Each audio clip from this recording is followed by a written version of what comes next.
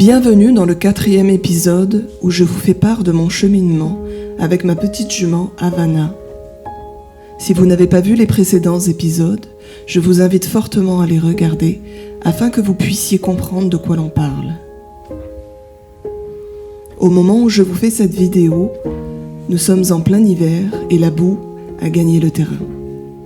Le sol étant glissant, je ne peux continuer pour le moment à évacuer ces tensions par le mouvement. Alors je réfléchis, quelle autre clé je pourrais utiliser pour aider cette jument pleine de trauma? Et si je me tournais vers le shiatsu?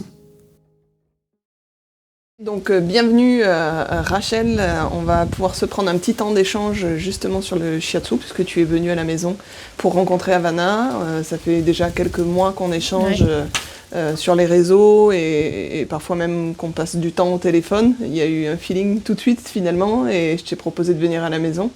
Donc l'idée aussi aujourd'hui c'est déjà d'apporter un petit peu d'informations sur qu'est-ce que le shiatsu, comment ça peut aider éventuellement des chevaux porteurs de trauma ou pas porteurs de trauma, et dans le cas précis d'Havana, ce qu'on a pu vivre pendant la séance, enfin ce que tu as pu vivre avec elle pendant la séance qui en est ressorti, et voilà, donc du coup on peut peut-être commencer juste avec une présentation déjà, que tu nous dises un petit peu qui tu es, d'où tu viens, et ce sera déjà un bon début. D'accord. Donc, Rachel, praticienne de shiatsu. J'ai commencé ma formation en 2020. J'ai commencé par le shiatsu équin et animalier. Et j'ai enchaîné ensuite sur le shiatsu pour les humains. Parce que l'idée pour moi était de pouvoir proposer ensuite des soins aussi bien aux animaux qu'à leurs gardiens, ou même à des gens qui n'ont pas forcément d'animaux, mais c'est une pratique dans laquelle j'ai trouvé une philosophie de vie, de santé et de bien-être qui me plaît énormément. Donc j'avais envie de pouvoir proposer ce type de soins à tous les êtres vivants. Tu peux nous en dire un peu plus sur la formation que tu as suivie du coup ? Alors j'ai suivi une formation à l'école française de shiatsu chez Hervé Eugène, que j'ai commencé en 2020. Donc dans un premier temps, shiatsu équin et animalier, il y avait une partie théorique sur la médecine, sur la médecine traditionnelle chinoise et qui était tout le temps couplée avec de la pratique sur les mêmes stages. Ça a duré Alors, en tout, ça dure 3 ans parce qu'il y a normalement aussi la rédaction et la présentation d'un mémoire. Et comme j'ai enchaîné avec les humains, je vais faire un mémoire qui porte sur les deux avec un thème. D'accord. Est-ce que tu peux nous expliquer justement concrètement qu'est-ce que le shiatsu? Quel est le principe en fait du shiatsu? Alors le shiatsu, c'est une méthode de massage thérapeutique japonaise qui est fondée sur la médecine traditionnelle chinoise. Donc concrètement, on travaille par pression et relâchement sur les tendinons musculaires qui sous-tendent les méridiens de la médecine traditionnelle chinoise. Sur ces méridiens, il y a des points d'acupuncture sur les méridiens ordinaires. Et donc on agit sur ces méridiens dans un esprit global, c'est-à-dire qu'on travaille sur tout le corps et sur tous les méridiens.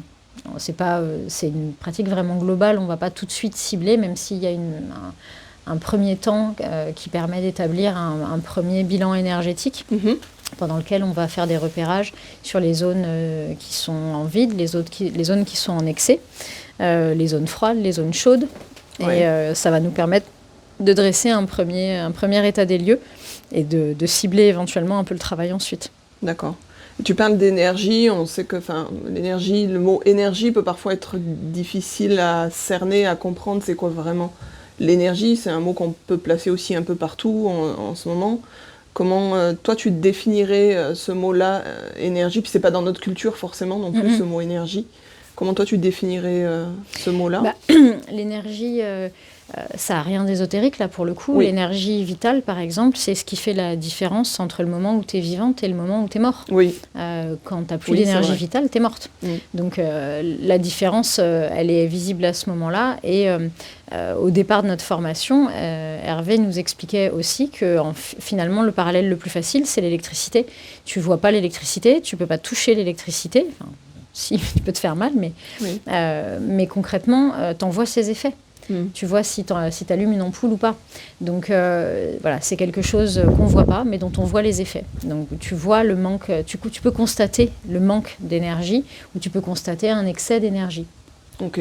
Et dans ta pratique, en fait, on peut voir ça un petit peu comme une cartographie, finalement, les méridiens, etc., sur tout le corps du cheval, que ce soit un cheval ou que ce soit un humain. Ouais. La pratique en elle-même, elle consiste à amener un équilibre, à comment par la pression, en fait, on arrive à... Enfin, le processus, c'est de refaire circuler cette énergie, c'est ça ? Oui, et de lever éventuellement des blocages ou de combler des manques. Ouais.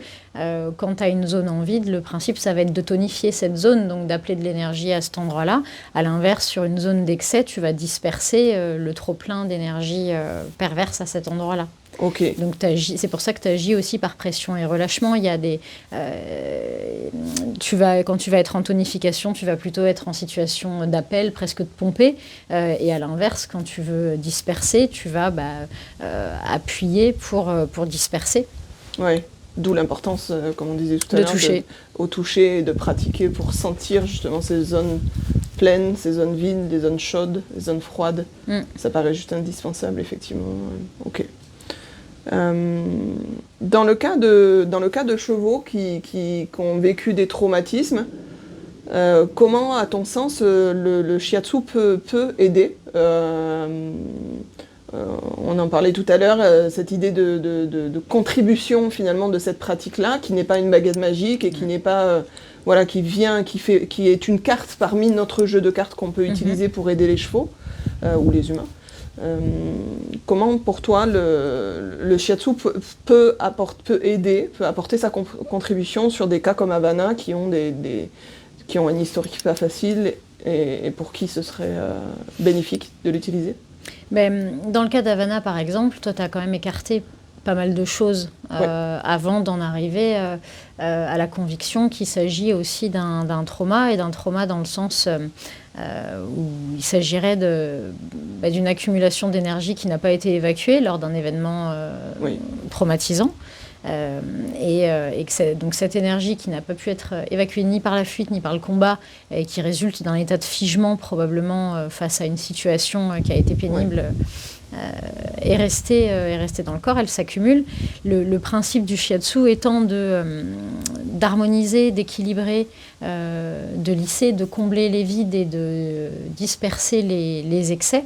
Je pense que c'est une aide aussi pour évacuer cette énergie dite perverse, si on reprend les termes de la médecine traditionnelle chinoise, mais qui s'est accumulée et qui a besoin à un moment donné de sortir, mais de sortir sans exploser, et qui à l'heure actuelle sort aussi comme elle peut, avec des problèmes cutanés, avec des comportements d'agitation, et tu vois, quand elle marche pendant des heures, pendant des heures, elle évacue, elle, de toute façon, elle évacue, elle, déjà comme elle peut, et je pense que le shiatsu peut aussi aider, contribuer à l'aider à évacuer tout ça et à combler, à se débarrasser de l'énergie perverse pour combler par de l'énergie correcte, pour retrouver de la sérénité, de la stabilité et un mieux-être.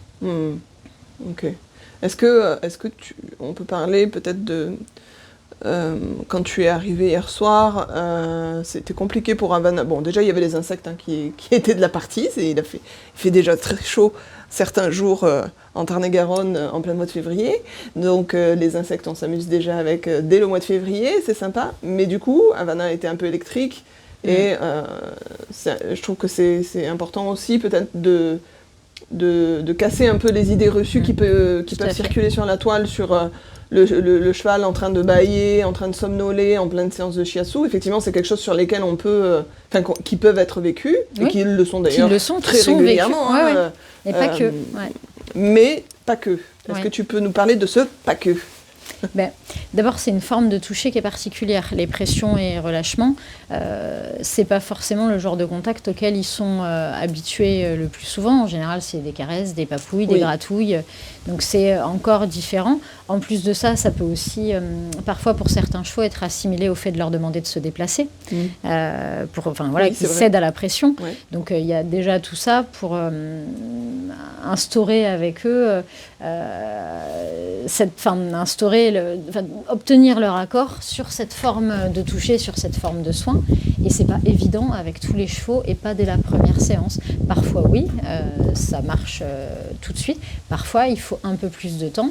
Et quand, par exemple, une jument comme Havana, qui est quand même particulièrement sensible, qui se laisse pas approcher facilement par n'importe qui est quand même un peu regardante et qui en plus a une forme de sensibilité tactile très élevée, c'est pas forcément évident. Donc là c'est vrai qu'on a quand même eu des conditions un peu idéales parce qu'on a pu commencer hier et faire en sorte qu'elle puisse sentir mon odeur, entendre le son de ma voix, m'identifier un minimum. Oui.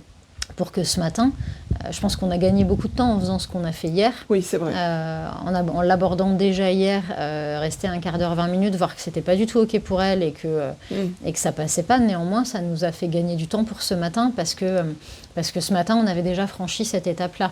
Donc même si elle était encore pas dans la collaboration, clairement, sur la première partie, sur quasiment tout le premier côté, avec des réactions elle a fouetté pas mal de la queue, elle a tapé de l'intérieur, elle était quand même pas hyper fan de ce qui se passait. Quand on est passé de l'autre côté, il y avait déjà un changement très net dans son attitude. On a eu pas mal de moments où elle a mâchouillé, où elle s'est détendue, un pied au repos. Elle a descendu son encolure de plusieurs étages quand même. Et puis quand tu l'as relâchée, elle a été bâillée. Donc c'est pas des signes énormes et c'est pas effectivement toujours à la hauteur de tout ce qu'on met en avant sur les réseaux pour montrer à quel point le shiatsu c'est merveilleux. Néanmoins pour elle, vu d'où on est parti, voilà. Ça a été une belle séance. Ouais, ça a été une très belle séance et il s'est passé des trucs vraiment chouettes pour elle et elle en a bénéficié. Après, oui, c'est pas de la magie et c'est pas au moment où j'arrive, je pose les mains, le cheval fait une sieste et tout va bien. C'est pas si simple que ça. D'autant que il y a deux types de pression. Il y a une première pression que j'applique avec la paume de la main, qui est encore relativement confortable. Et puis après avec les pouces. Et quand tu travailles sur une contracture musculaire ou quand je suis sur un point d'acupuncture qui fait son job en alertant parce que là ça fait mal, c'est normal, c'est logique qu'elle ait envie de se soustraire à cette pression qui peut être un peu douloureuse. C'est aussi un indicateur. Moi ça m'aiderait en rien qu'elle soit figée, qu'elle bouge pas et qu'elle subisse tout parce que j'aurais une lecture beaucoup moins facile par rapport à ces réactions. C'est aussi ces réactions qui font que je peux doser l'intensité des pressions, que je peux rester un peu plus longtemps à un endroit ou survoler un autre, en tout cas y passer un peu plus rapidement. Et c'est pour ça aussi que c'est de toute évidence quelque chose qui se passe en présence et dans le contact. Oui, et c'est intéressant de voir justement, selon où tu amènes ta pression, les réactions du cheval te donnent des informations. Tout à fait. Sur ce qu'il en est, ce qui se passe dans son corps. C'est comme une conversation finalement entre le cheval et tes mains. Et je trouve ça super beau. Dans notre culture, en fait, on est beaucoup dans la culture de l'instantané, faut que ça aille vite, on veut des résultats rapidement. La plupart des gens qui appellent pour du shiatsu, j'imagine, sont déjà confrontés à un problème, en fait, comme moi je l'ai pu le faire. Mais c'est quand même une médecine qui est un traitement de fond, entre guillemets. C'est pas la baguette magique qu'on va utiliser dès qu'on a un souci, on appelle, le shiatsu va faire rentrer tout dans l'ordre en une séance, mais on va aller plus chercher à entretenir un équilibre justement de fond et permanent plutôt que d'aller traiter un problème bien précis. Le shiatsu, en fait, c'est à la fois un outil de préservation de la bonne santé. Donc là, on agit pas vraiment en préventif, mais si, en fait, en conservation de ce qui est. Donc, on contribue à préserver la bonne santé. Ou alors, effectivement, quand il y a une pathologie qui est installée, donc pathologie diagnostiquée par un vétérinaire, avec parfois des traitements qui sont mis en place, avec un ostéo quand c'est aussi des problèmes qui relèvent de la mécanique, de la structure, tout ça, on vient contribuer à favoriser les capacités d'auto-guérison du corps, la résilience, la convalescence. Donc en soi, c'est toujours le bon moment pour du shiatsu. Que ça aille ou que ça n'aille pas, c'est toujours le bon moment. Mais effectivement, le shiatsu tout seul, c'est pas de la magie. À partir d'un moment, le shiatsu va pas régler une fracture. Le shiatsu fera rien. Oui. Une plaie béante ouverte, le shiatsu fera rien. En revanche, sur de la cicatrisation après qu'il y ait eu éventuellement une suture, des soins, etc. Oui, le shiatsu va contribuer à aider à favoriser la cicatrisation, à favoriser le retour à une mobilité confortable derrière. Donc, mais c'est une contribution, on fait partie d'un ensemble de choses, d'une boîte à outils, quoi. Je ne pense pas que le shiatsu puisse être utilisé seul et soit la seule chose à faire en cas de pépin. Si demain ta jument est en train d'avoir une colique assez violente, tu vas peut-être pouvoir apaiser 2-3 trucs avec des points de shiatsu en attendant l'arrivée de ton vétérinaire. Tu ne vas pas prendre le risque de faire quelques points d'acupuncture en attendant de voir ce qui se passe ensuite, quoi. Je vois ça un peu comme mais tu me dis peut-être que je fais fausse route, mais je vois ça un peu comme la consolidation d'une structure, le shiatsu, qui vient consolider la toile de fond, finalement, de tout un système biologique, physiologique, quelque chose qui vient sur lequel on va agir pour avoir quelque chose de le plus sain possible, une structure la plus saine possible, pour éviter d'être confronté à des potentiels problèmes, justement. D'où cette idée de traitement de fond. J'aime pas trop le mot traitement. Non, c'est pas vraiment. Ouais, c'est un soin. Entretien, soin, de fond. C'est un soin et effectivement, quand on est sur une logique de prévention et d'entretien de la bonne santé, le fait d'agir avant que des déséquilibres ne s'aggravent ou ne soient prononcés plus fort, tu peux, en faisant dévier un tout petit peu quelque chose, tu vois, t'évites un décalage de 3 km à l'arrivée. Donc c'est vraiment quelque chose d'assez doux, d'assez subtil et de global. C'est un équilibre sur tout le corps, sur les 12 méridiens, plus les 2 autres sur lesquels on peut travailler, le vaisseau gouverneur et le vaisseau concepteur. T'as un travail sur l'ensemble et ce travail régulier, dans l'idéal, une fois par saison, parce qu'on travaille avec les saisons, on travaille selon un rythme, chaque élément a sa couleur, a sa saison, a son énergie climatique, son horaire de la journée. Il y a vraiment des liens qui se font sur plein de choses. Donc on travaille un peu sur tout le temps, avec des moments clés pour certaines actions, pour permettre en fait sur une année complète de préserver la bonne santé. Et après, effectivement, quand il y a une pathologie, quand il y a quelque chose qui ne va pas, l'idée c'est de contribuer à rétablir petit à petit l'équilibre, à ce que le corps fasse son job lui-même, en lui donnant un petit coup de pouce, un peu d'élan, en aidant. Pour que ça se rétablisse doucement, que ce soit pas quelque chose de violent, et puis retourner vers un état d'équilibre et de bonne santé. Pour en revenir au problème d'Havana, son problème de dermite, je reprécise dans cette vidéo-là que Havana avait des résultats en fait, d'allergies qui sont à 0. Il n'y a pas d'allergie aux acariens, il n'y a pas d'allergie. Voilà, on a vu aussi au niveau des allergies alimentaires, il n'y a rien, très peu en céréales. C'est pas ça qui donne un résultat. D'ailleurs, c'est ce que la labo avait mis en conclusion. C'est pas ces résultats qui expliquent un tel état. Tu me faisais remarquer après la séance, au niveau de son encolure, il y a un endroit précis où la peau est plus abîmée qu'ailleurs. Et, des 2 côtés. Des 2 côtés, où on voit que quand elle se gratte avec le postérieur, c'est tout le temps au même endroit, et que quand elle lance la tête en l'air, le pli en fait est tout le temps sur le même endroit aussi. Et oui, effectivement, d'abord il y a une surépaisseur y a une surépaisseur au niveau du toucher. Tu sens que la peau est épaissie. Et en plus, oui, c'est une zone qui, pour le coup, est vraiment chaude. Là, c'est un très bon exemple en passant tes mains pour voir la différence entre une zone avec une température corporelle normale et une zone où tu sens une chaleur anormale. Et ça correspond, parce que je t'en ai parlé à ce moment-là, et ça correspond aussi à un endroit où toi, tu avais déjà identifié des choses par le passé. Oui, j'avais vu qu'elle avait 2 petits boutons quand elle est arrivée en Bretagne, parce que j'étais en Bretagne avant, les 2 petits boutons à cet endroit-là, que quand je le touchais, on sentait que vas-y, gratte-moi, ça l'a démangé très très fort. Et ça s'est dégradé après, une fois qu'on est arrivé dans le sud. On peut aussi imaginer que la dégradation peut venir du climat, du changement de climat avec plus d'insectes, etc. Mais pour moi,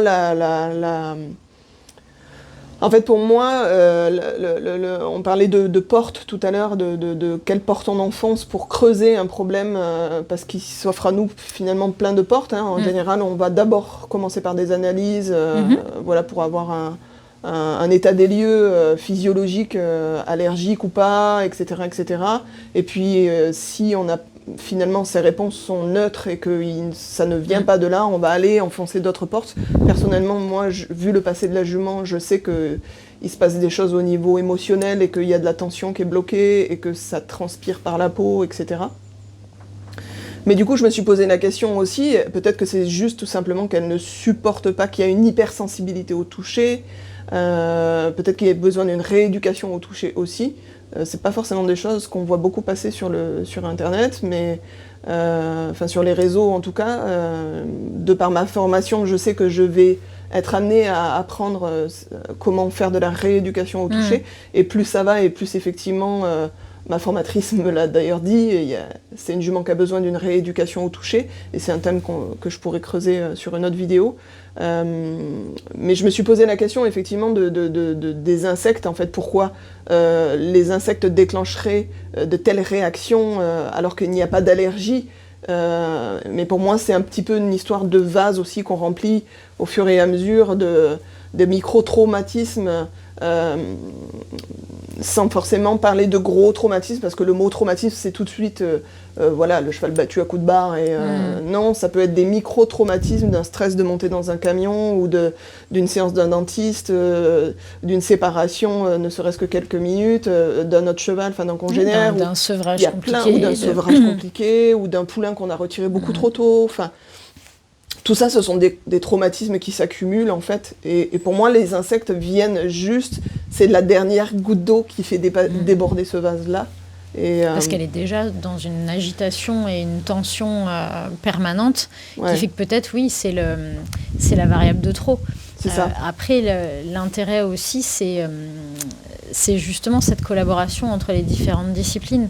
Parce qu'il y a des comportements qui peuvent être induits par un problème d'éducation, peuvent être induits par un trauma, mais qui peuvent aussi être induits par un inconfort, par une douleur, par un problème de santé. Et du coup, c'est vrai que croiser un peu les faisceaux des différents professionnels et de différents regards permet d'exclure certaines possibilités, de les éliminer petit à petit, et puis de cibler ensuite progressivement au mieux ce qu'on peut faire pour améliorer la qualité de vie de son cheval, pour l'aider à aller mieux sur différents trucs. Parce que dans un cas comme celui d'Havana, tu ne peux pas juste laisser tomber en te disant je vais continuer à la couvrir tout le temps et à lui mettre des crèmes et des machins. Pour elle, là, il y a un mal-être aussi. Le fait qu'elle marche, c'est pas le seul, il y a la peau qui est le symptôme le plus évident et le plus visible, mais tu as aussi le fait qu'elle marche pendant des heures au même moment de la journée en plus à chaque fois. Donc tu as t'as toute une collection d'indices qui font, qui te font t'interroger sur les causes. Et en plus, en l'occurrence, tu es d'abord partie d'une démarche scientifique et cartésienne où tu as fait en sorte d'éliminer les allergies, etc., etc. Oui, c'est ça. Ce qui me paraît le plus logique, c'est de démarrer d'abord par ça. plutôt que de partir Mais dans tout tous à les fait. sens. Tout à fait, parce qu'après, en fait, il faut adapter en fonction des besoins. S'il y avait eu une allergie qui pouvait être traitée par une désensibilisation ou qui pouvait être traitée avec, j'en sais rien, avec un traitement ou des antihistaminiques, ou peu importe, si ça avait pu être le cas, ce serait déjà fait, ce serait réglé. C'est ça. Sauf que là, il n'y a pas d'allergie. Donc, du coup, c'est qu'il y a aussi d'autres choses. Et petit à petit, ça t'amène à creuser de plus en plus profond, à explorer différentes pistes. Il y a des trucs qui vont t'amener un regard nouveau et peut-être des solutions ou des débuts de solutions. Et il y a d'autres trucs, non. Enfin, ce sera des choses que tu garderas dans ton panier pour plus tard, mais qui ne vont pas forcément répondre à ta question, quoi. Oui, ouais. C'est une vraie enquête, en fait. Hein. Oui, c'est vrai. Les propriétaires des chevaux dermiteux, c'est Sherlock Holmes. C'est ça, Sherlock Holmes. Ouais, c'est une vraie enquête pour trouver d'où ça peut venir et comment surtout soulager. Surtout que là, c'est pas ponctuel, c'est permanent. Là, pour le coup, t'en cette viens année, à redouter l'arrivée du s'arrête pas, printemps, en fait. t'en viens à redouter... c'est ça. Donc oui, c'est pas rien, et c'est dur aussi de voir ta jument dans cet état et de voir toutes tes tentatives. Alors, c'est pas des échecs, hein, puisque à chaque fois, tu avances quand même un peu. Mais c'est vrai que dans l'idéal, on voudrait pouvoir claquer des doigts, appuyer sur le bon bouton et régler le problème pour qu'elle soit juste bien et qu'elle vive une chouette vie, quoi. Tout à l'heure, on parlait justement des passages des moments dans la journée où Havana, sur des horaires, en fait, c'est assez précis. Elle va se mettre à marcher vers 17h30, 18h, 19h. Elle a des créneaux comme ça où elle va commencer à marcher. Alors, ça rentre en même temps que les insectes qui arrivent à ces moments-là. Le matin aussi, donc le matin et le soir. Elle a des passages où elle va... Là où j'ai été très étonnée quand je t'ai eu au téléphone, parce que je ne savais pas du tout, tu m'as dit, oui, mais les créneaux horaires correspondent aussi à des choses. Tu peux nous en dire un peu plus là-dessus ? Alors, il y a une horloge circadienne et l'énergie yin, l'énergie nourricière, en fait, passe 2 heures par jour dans chaque méridien. Donc, sur cette horloge, on peut savoir que de 7h à 9h, par exemple, c'est l'estomac. Donc, tu as des créneaux comme ça. Et ça, en fait, ça fait partie d'une étude que tu peux faire quand tu effectues un suivi avec un cheval, parce que tout ça, c'est aussi des indices qui sont intéressants et qui peuvent guider ta pratique sur le shiatsu pour les séances suivantes, sur des points particuliers éventuellement. C'est pas l'objet d'une première séance, parce qu'une première séance, tu découvres aussi le corps, le contexte et l'être vivant que tu as dans les mains. Mais oui, et il y a ça, et il y a aussi les cycles énergétiques. Des organes, tu vois. Tu as le cycle classique, le cycle d'engendrement. Après, tu as un cycle de contrôle, et puis tu as des cycles pathologiques de rébellion, d'oppression. Et c'est ce tableau complet qui peut guider aussi la pratique et faire cibler l'action sur le shiatsu pour les séances suivantes. Toutes les infos, en fait, vont venir enrichir un petit peu ce tableau. Qu'est-ce que tu conseillerais à des personnes qui aimeraient se former et faire le même boulot que toi ? Eh bien, je leur conseillerais de le faire, parce que c'est un métier passionnant et que c'est... en tout cas, moi, il n'y a pas un matin sans que je me lève en me disant que j'ai une chance incroyable et que je suis hyper heureuse de ce que je fais. Je leur conseillerais de choisir une école... qui fait partie d'une fédération. Il y a plusieurs fédérations de shiatsu et elles font passer un examen fédéral avec une partie théorique et une partie pratique. Je leur conseillerais aussi de choisir une école dans laquelle les cours sont faits en présentiel, dans laquelle il y a une pratique qui est encadrée et guidée. Il y en a plusieurs et voilà, moi j'ai fait celle d'Hervé Eugène, j'ai commencé à Tours et j'ai terminé en Mayenne. Ils forment aussi bien au shiatsu équin et animalier qu'au shiatsu humain. Et voilà, et je pense que c'est important de ne pas faire juste une initiation ou une formation en ligne, parce que c'est essentiel d'être à ce qu'on fait, d'être présent, et tout le contact et tout l'échange, il se prépare aussi pendant ce temps de formation. Oui. Est-ce que tu peux nous expliquer, oui, par rapport aux formations, c'est vrai que c'est intéressant de voir que tu as fait une formation qui a duré quand même 3 ans, c'est quand même très complet. Aujourd'hui, on peut voir parfois des formations qui sont en ligne, enfin tout en ligne, sans forcément avoir ce toucher, développer ce toucher en présentiel. Qu'est-ce que tu penses Est-ce que tu penses que c'est possible finalement ça me paraît un peu compliqué d'arriver à avoir une formation complète à distance. Alors oui, moi ça me paraît très compliqué, d'autant que c'est un métier qui est lié au toucher. C'est ça. Donc, alors après, pour la partie théorique, il y a évidemment des choses qui sont possibles en ligne ou à distance. Oui. Et même nous, sur la théorie, il y a eu énormément de travail personnel, de lecture, de travail personnel à fournir entre 2 sessions pour arriver à suivre le rythme. Par contre, oui, sur la partie pratique, je ne vois pas comment c'est possible. Je vois pas comment c'est possible à distance. Il y a probablement plein de choses qui sont possibles à distance, mais apprendre à toucher, à ressentir, à avoir la bonne posture et la bonne position physique, il me semble que c'est important d'avoir un formateur et d'être avec quelqu'un qui peut critiquer, corriger, apporter des corrections. Et nous guider pour améliorer une pratique qui n'est pas seulement intuitive. Il y a un moment donné, il y a des choses à apprendre pour pouvoir pratiquer correctement. Oui, ok. Où est-ce qu'on peut te trouver du coup te retrouver? Où est-ce que tu travailles? Est-ce que tu fais des tournées? Oui. Dans quel coin tu es? Moi, je suis en Dordogne. Ok. Donc, je travaille majoritairement sur la Dordogne. Après, il m'arrive d'aller plus loin en fonction des rendez-vous et des tournées. J'essaye de grouper au maximum les rendez-vous par secteur pour pouvoir limiter les frais de déplacement et que ça pèse le moins lourd possible.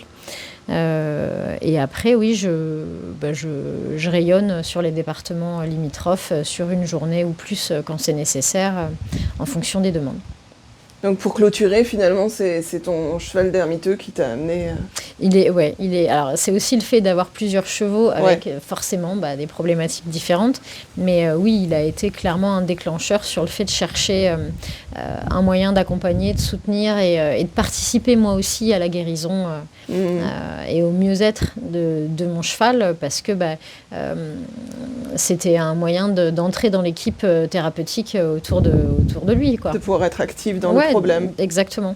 C'est une belle histoire, parce que c'est beau de voir qu'il nous amène dans des domaines auxquels on n'aurait pas forcément, dans lesquels on ne serait pas forcément allé. Tout à fait. Mais après, c'est un peu l'histoire avec les chevaux, ça. C'est ça. Ils nous amènent pas forcément là où on pensait aller, et c'est encore mieux que ce qu'on espérait. Donc, c'est ça. Merci beaucoup, Rachel. Avec plaisir. Il existe dans le monde équestre des praticiens qui sont prêts à donner sans compter. Merci encore à Rachel d'avoir donné du temps, de la réflexion, de l'essence et de l'énergie pour trouver des solutions et aider cette jument. Nous allons continuer de travailler ensemble pour l'amener vers des heures un peu plus apaisées. Lorsque les beaux jours reviendront, je reprendrai les séances de complétion, ces séances qui aident les chevaux à évacuer leurs tensions internes. Havana s'ouvre de plus en plus, s'exprime de plus en plus lors de ces séances. Nous aurons peut-être la chance de rencontrer Chloé d'Equipona, qui viendra nous aider peut-être avec sa Trust technique. À bientôt!